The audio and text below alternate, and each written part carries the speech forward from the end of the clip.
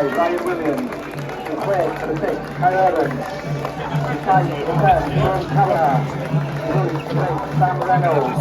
And now the 9, Dan Atkins. The 0 for the 10, Ty Bird. And for the 9, Danny Brookwell. And Luzion, the 72. Sorry, 3 for 23, Mary Ellis. David Kepler, and 14, Sean Williams.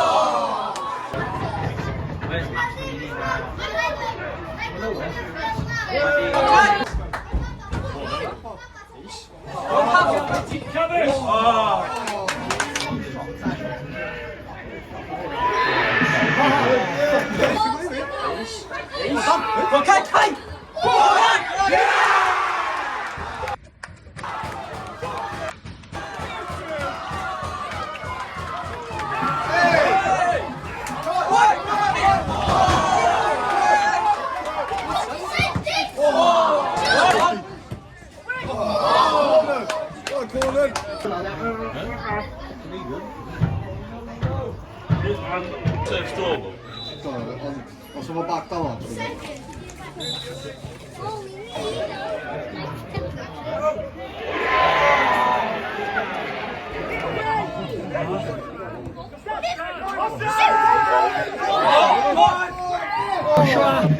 Joshua, see a ball.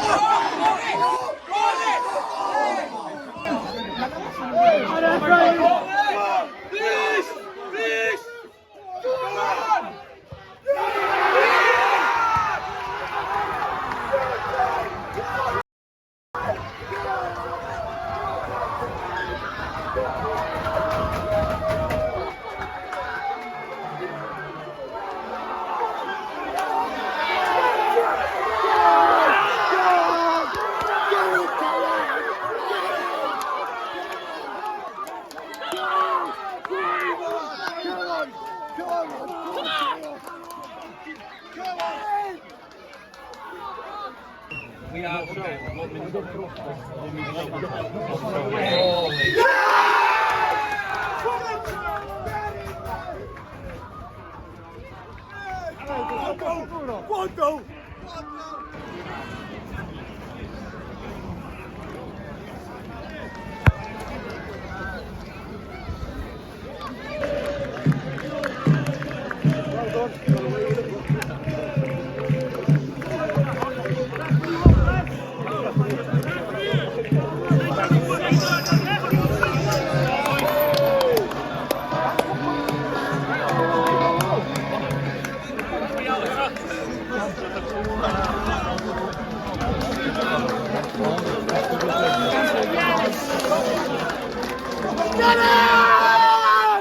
Yes!